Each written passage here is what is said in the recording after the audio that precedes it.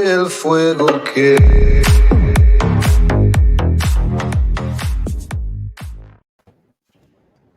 Hey everybody, welcome back to your Sensei Show. I am Sandra Garreguis. Today with me is a very special person, Veronica Figueroa. Welcome, Veronica. Hi, Sandra. Thank you for having me. I love your show.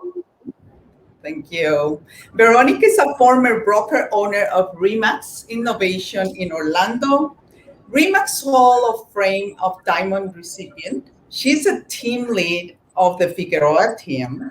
She sits in the Zillow Advisory Board. The Figueroa Team is on a track to sell over 175 million in 2020 in sales volume. We beat that. We did 215 in 2020. And you don't have to talk about me. I'm not that special. You're the special one. Yes, you are. But tell me, Veronica, about your journey, about your story. I hear so many things, and I just want to hear directly from you, and I want everybody to hear. Oh, you're so sweet. I think that my story and my journey is still evolving. I think that I'm still on the same pursuit that everyone is. What is success? We've learned so much about the business. Real estate is such a great platform that allows us to build a life by design and hopefully build wealth. And, we do it through real estate, right? That we love this beautiful industry. But, I'm a mother of 5. I work with my husband. I have a team. I've learned so much through the mistakes that I've made. And through those mistakes, I've had some wins. And those are the wins that you probably see and have heard of, but it's more failures than wins for sure. Many, many emotional moments, many tears, many mistakes that cost me a lot of financial, burdens, but always coming out stronger, always learning from those mistakes and striving and making a commitment to get better. So I got into the business. I got my license right out of, the day after 9/11. I just graduated from college. A friend of mine had, kind of like motivated me to say, we should get our real estate license. And I was like, I don't want to sell real estate. I want to do human resources, which was what my passion and my degree was in. I had a passion for, development and human resources. And I didn't know that that was going to play a role in my life later on. So I just loved helping people. I grew up with an entrepreneur mother. My mother is my hero. I always tell the story that she's the original OG.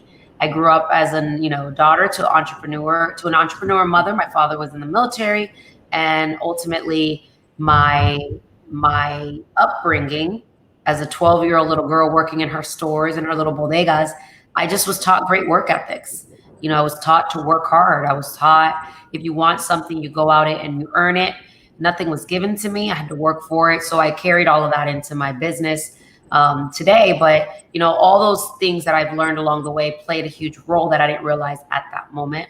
So here I am getting my real estate license the day after 9/11. And I got it because my friend said, timeshare, do it for timeshare. It's great. It's a great business. I hated it. I was like, that is not for me. After I got my license, I was like, I'll get my license. Yes. But then I looked at timeshare afterwards. I was like, this is not for me.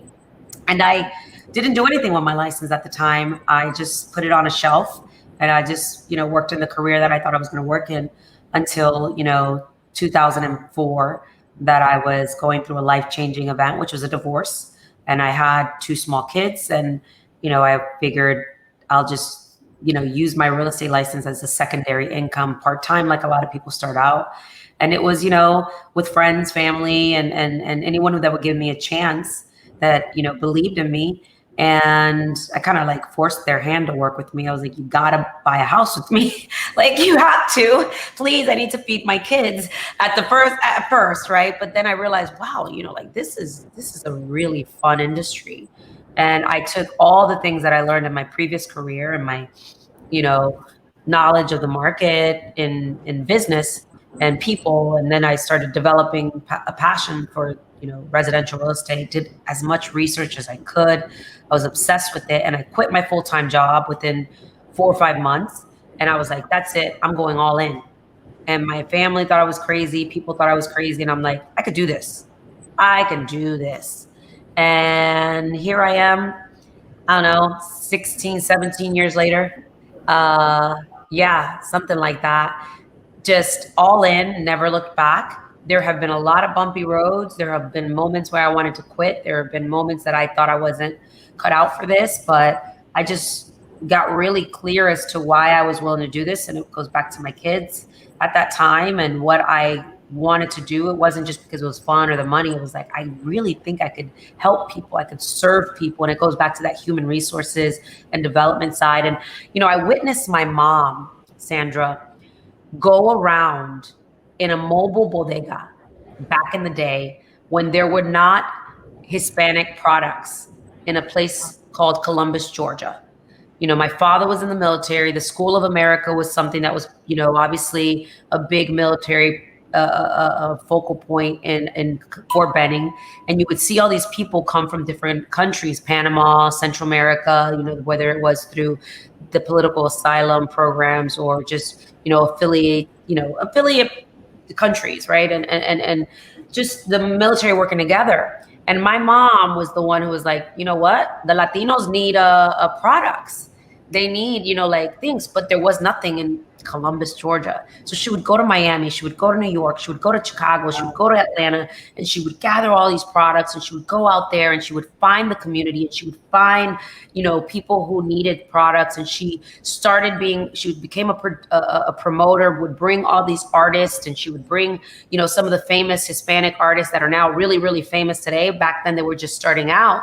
And she would bring these salsa concerts and these concerts to town. And then from there, she started her little mobile van that she would go into communities to sell her products, to then open the first bodega in Columbus, Georgia, and then eventually earn the key to the city. And I had to work there. And I think that she wired me to see what she did and how she was able to take something that started off as a small little idea, just out of a desire to help people, and turn it into this massive movement. That store is still there after almost 30 something years. Wow. She got the key to the city at that time. And I was so inspired by what my mom did that I think now that I look back is why I am wired the way I am. We just don't play small. Everything we do big, right? It may start small, but we don't play small because we never know who it's going to impact. We never know who it's going to, move, and it's going to inspire. And that's how my mom raised me. And that's how I got to where I'm at today. Wow. That is, it's like just thinking about a little bit of my past, because I started working that way. I started selling pots, like in my country, because I married very young and I said, I need to do and provide for my children. So I did that. And then after that, I decided to open a bakery, and I had my bakery for 13 years. But I believe that it's what you want. When you want to achieve something, you do it. Mindset. And that's what I admire, seeing it in this last year from you, that you propose yourself. I can see that everything you're doing, you accomplishing. So you are a great example for not just me, for a lot of people out there, not only in the real estate industry, it's in the belief. So you're not only helping realtors, you're helping people, you're helping the community. You're out there, and I'm really very inspired by you to follow your steps and do that as well. Well, thank you. I really appreciate it. Happy. So talk to us about the Queen of Teams. Aw. Oh. Thank you. The Queen of Teams is something that came out from just other people calling me like these names. And it was like, oh, okay, well, thanks so much. I don't really feel like I'm the queen of anything, but the Queen of Teams, maybe of making mistakes, of learning and growing and falling on my face, but learning to not give up and having a passion for the industry and having a passion for all that was, that that I have learned along the way of building teams. And, just people who would say like, oh my God, you're the queen of Zillow, or you're the queen of teams. I'm like, guys, that's cute. But then we started realizing that there is a big need that people really want to learn. Like, what is it like? Like, how do you start? Where do you start? What are some of the mistakes? What are some of the pitfalls? What are some of the things that, I can learn from your situation? And it just came to life. So the book is done. We've been in the process of editing, but it's because a lot's happening in the industry and things are evolving and things are changing really, really quickly. But it's really just a roadmap of like the different evolutions of teams and where teams are at, and what kind of things you should look out for, what your team agreement should be, what your culture should be, what your organizational vision should be, what type of team is the right team for you. So it just came to life from all this life and vision that we had, and it just was something that was wholeheartedly innocent, and then turned into something that they're like, no, there is something here. And I was like, okay. And people are like, the people want to know. They want to know what it takes to build a team your size and how you did it. What was the magic formula? What was the moment? I'm like, there is no magic formula. There was no one defining moment. There were so many. So we're going to talk about the lessons. We're going to talk about the lessons learned, the wins, the what we've been able to overcome, to also where we see teams going in the future. We do believe that teams will make up the majority of a lot of the business in the industry as we work with big conglomerates, and how people can prepare to get their business on track if they want to take their business from solo agent, to admin and agent, maybe as showing partners, to growing a functioning team, to what if that team gets really big? How do you manage that? So just a lot of things that have really been real life situations that I've had to face. So we want to gift this. We want to share it. So maybe if people are exploring that opportunity, they can learn from it and avoid some of the mistakes, and also maybe advance and accelerate a lot quicker. So this way we could share some of the resources that we have, some of the resources that we've learned, and they can avoid and also accelerate their journey as a team leader. And even decide if it's for them, because a team is not for everybody. Running a team is not for everybody. Being on a team is not for everyone. Being on a team is for a lot of people and they love it. So just a lot of these things that are super important. Yes. And when I think about team, because I have been 21 years a solo agent, and I was very scared to do that. I am here building a team, obviously following the steps of people like you to say, this is what it comes next. I believe that if you don't follow the path of someone that have been through all that already, it's very difficult. You lose the patience, you get scared, you sometimes realize and said, no, this is not for me, even before you are out there trying it. So I think that your book, when we will have it, it will be a great help for everybody that's trying to build a team. Yeah, I mean, it's something that, again, it's not going to be perfect, but it's going to be heartfelt. It's going to be honest. It's going to be true experience. And hopefully those who are able to learn from it will be able to get 1, 2, maybe 3, 4, 5, 6 golden nuggets that they can apply in their business. Yes, I understand. I'm sorry, somebody walked into the office. So if you were younger self, what would you change? If I was younger and I was talking to my younger self, I would say, give yourself some grace, because, I definitely didn't give myself grace. I definitely I can be high strung, or I was very high strung, and still can be sometimes. I would give myself some grace. I would deal with a little bit of conflict head on, up front, before, it becomes a bigger issue. because it's just always ends up in the same result, that that anxiety that you have of trying to avoid a problem because you don't want to, like, let's say, hurt people's feelings, or you're, just trying to avoid conflict. There's always conflict that comes out of that anyway. So just might as well deal with it head on. So like, let's say it was the wrong hire or the wrong person that you need to kind of say, okay, you know what? We know there's not alignment.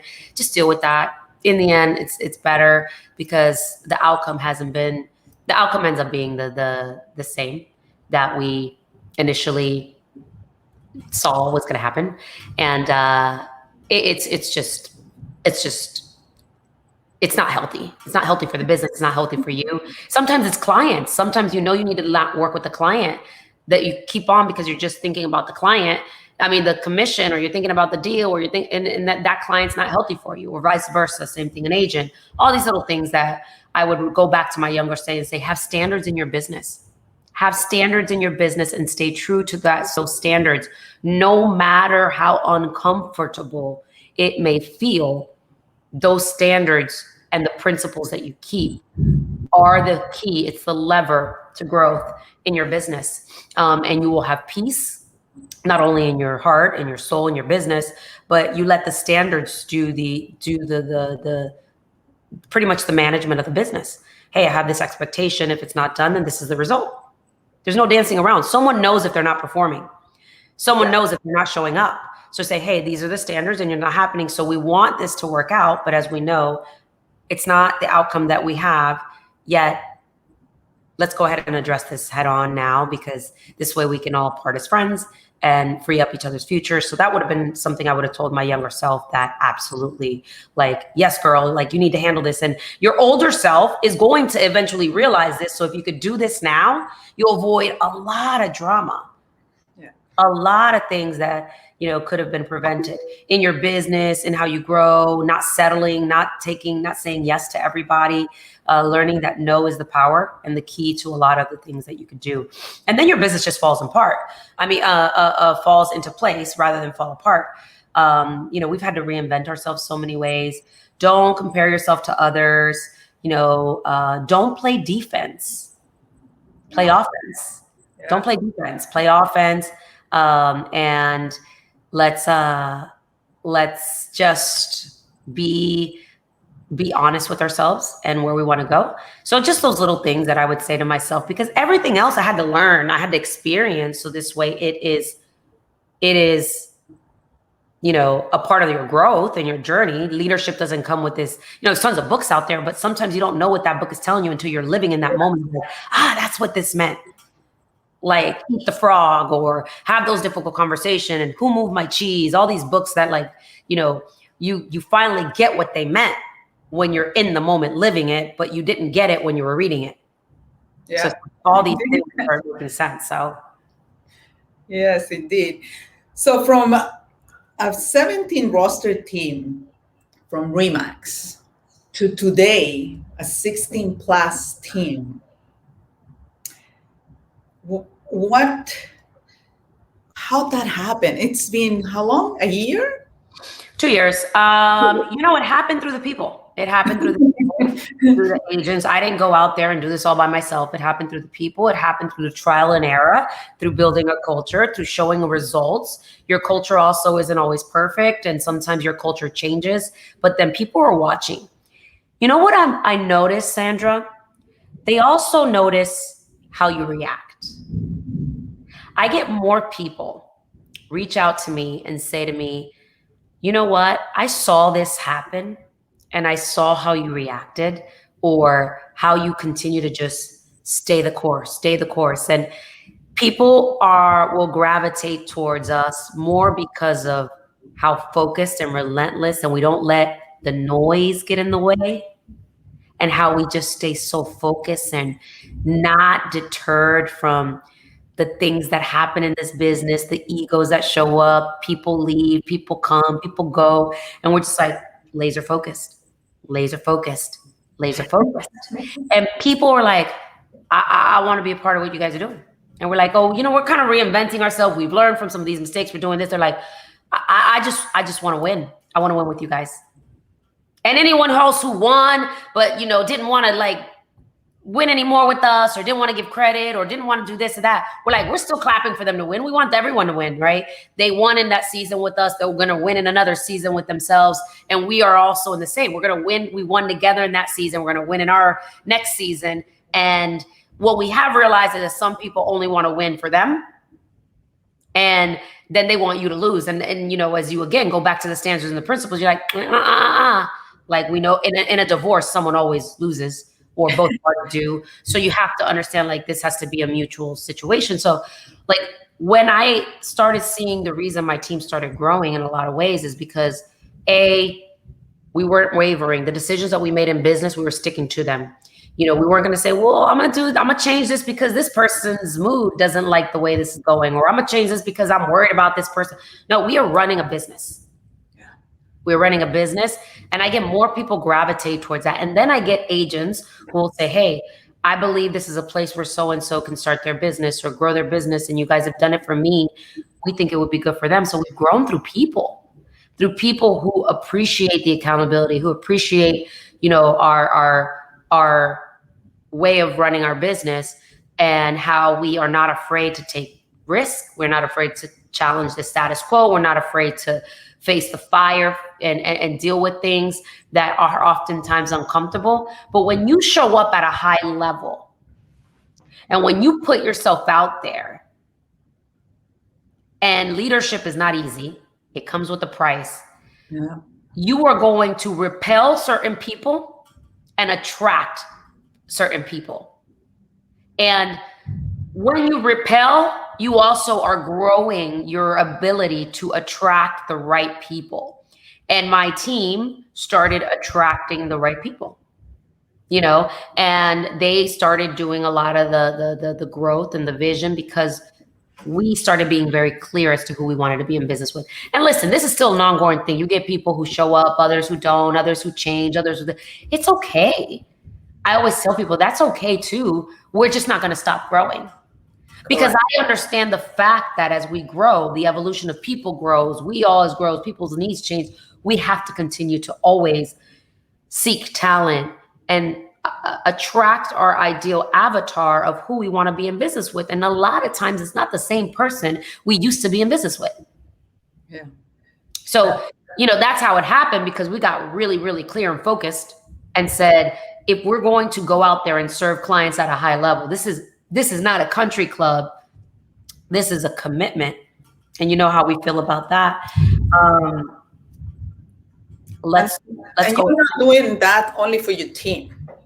Oh, you're doing that for your partners. Thank you. I am very happy to be one of your partners, and it's there for us. It's how much we want to take the opportunity that is given to us to grab and go with it. Yep. And I can feel that. And I ask sometimes myself, and that's a question that I want to ask you, why you're doing that? Why do you helping others, collaborating, teaching, coaching to all these partners? So a lot of times you do things and you're not very clear on your purpose, and you don't know why you do things, but yet your heart or your fulfillment tells you to do it. But I've gotten really clear over the years is that it's my duty. It's my duty and my purpose and my mission to share what has been shared with me, share what has been a blessing to me. Ozzy, I said this the other day, you know, I keep on repeating it. He says, one of our other partners, he says, this was given to us so we can gift it forward. This was given to us because it doesn't belong to us. It's meant for us to share what we've learned, to share how things have worked to us, to give people, you know, hope, inspire them, maybe share our playbook and all these things, because, you know, someone lived before us. Someone let us stand on their shoulders. You know, we stand on the shoulder of giants. You know, we should give other people the same opportunity to lift them up, bring them up with you and share, and don't let them make some of the mistakes that we made. So that's why I do it. But for a while, I didn't know why I was doing it. I was just doing it because I genuinely, something was telling me I enjoyed doing it, but now I'm very clear as to why I do it and why I won't ever stop doing it. And through giving, I've received more than what I could ever expect, or, you know. Amazing. That's what Tony Robbins said. That's what I learned from him. Give, you will receive. Yeah. It's just amazing. Well, Veronica, I know your time is very valuable. I want to thank you very much to be in the show. If you want to tell the new agents, a new agent, how they can see the business, not only I'm going out there to sell. Yeah. What would you recommend? This is obviously it's a cliche. People say it. It's a relationship business. It's a people business, but it's also a business that you have to be willing to do things that most people aren't willing to do, and most people aren't willing to be consistent. Most people are not willing to be out there and put themselves out there at a high level and deal with what comes along with it, which is the rejection, the hard knocks. You know, a lot of times people think this is easy, but if you can get super, super focused and you could really build something that is different, yet you don't have to be unauthentic. You got to be super authentic, but different to say, like, are you willing to do what most people aren't willing to do? Are you willing to follow up? Are you willing to master your craft? Are you willing to build a brand that's built on reputation, not just, like, oh, everybody thinks it's cute to be a real estate agent. No, this is a lot. It comes with a lot of hard work. And you could do this, but why try to figure this out on your own? Partner with someone that maybe has the foundation that you might need to start your business. If you're a new agent, get on a team or work with someone that is a great mentor, or, really push yourself to borrow their authority and learn from them. It's like an apprentice. It's like it's like where you learn that craft, and they're going to want to help you. And then you become somewhat of a protege or someone that they're proud of. Like, wow, they got their first foundation with us. Like, that person is going to help you jumpstart your career and really take your business to the next level. Everybody needs a mentor. Go out there and find one. Find someone that is similar to you as far as where you want to be or you aspire to be, but similar in certain things that you can connect with.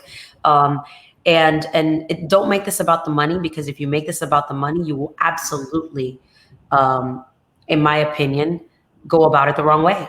Yes. Make this about building something that's sustainable, that's deep, that can really position you as a leader, an expert, and master your craft. And mastery doesn't happen overnight. Mastery takes years, takes time, takes repetition, takes, commitment.